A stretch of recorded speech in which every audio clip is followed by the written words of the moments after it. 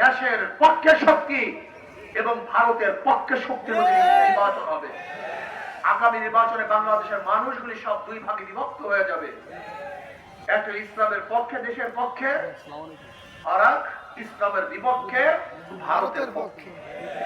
আজকে দেখেছেন পার্বত্য অঞ্চলে ভারত সেই পাহাড়িদের কুচিয়ে দিচ্ছে, সেখানে গন্ডগোল চলছে, আমাদের সেনাবাহিনী আহত হয়েছে। এর কাদের ইশারা, কাদের ইঙ্গিতে এই কাজগুলো হচ্ছে? সম্পূর্ণ ভারতের ইশারায়। যারা ভারতের দালালি করবা, ভারতের সাথে সম্পর্ক রেখে দেশকে ধ্বংস করার চক্রান্ত করবা, আমি মনে করি তারা দেশের শত্রু, জাতির শত্রু। আমরা আমাদের পার্শ্ববর্তী কান্ট্রির সাথে ভালো সম্পর্ক রাখতে চাই, কিন্তু তাদের কর্তৃত্ব আমরা চাই না। তাদের ধ্বংসাত্মক যে সমস্ত মনোভাব সেটা বাস্তবায়ন করতে দিতে চাই না। আমরা দেশের মধ্যে শান্তি চাই, সমস্ত মানুষের ঐক্য চাই, আমরা বৈষম্য দূর করতে চাই। আসুন আমরা সব ঐক্যবদ্ধ ভাবে নির্বাচন করব। ওদের খেয়াল দেই, ওদের মার্কার মধ্যে গ্যাঞ্জাম আছে।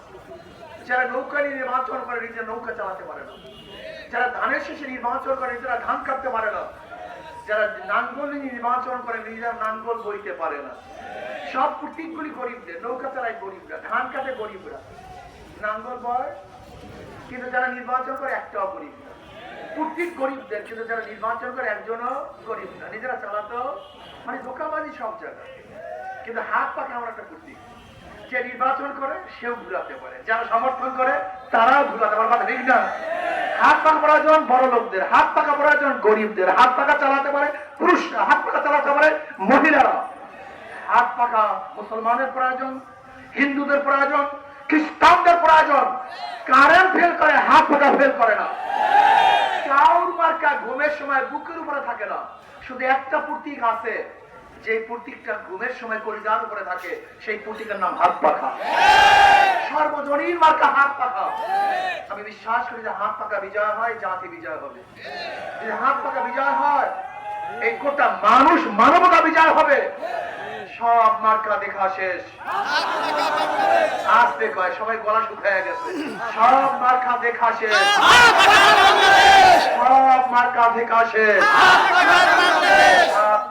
বাংলাদেশ ইনশাআল্লাহ আগামী নির্বাচন ঐক্যবদ্ধ ভাবে, যেখানে যে বাক্স দেওয়া হবে ইসলামের পক্ষে ইনশাআল্লাহ আমরা ভোট দেব এবং ইসলামের বিপক্ষে শক্তিকে প্রতিরোধ করবো ইনশাআল্লাহ। আর একটা কথা আপনারা লিখে রাখেন, সাংবাদিকরা লিখে রাখেন, যে যে জায়গায় ইসলামের পক্ষে শক্তিশালী ক্যান্ডিডেট থাকবে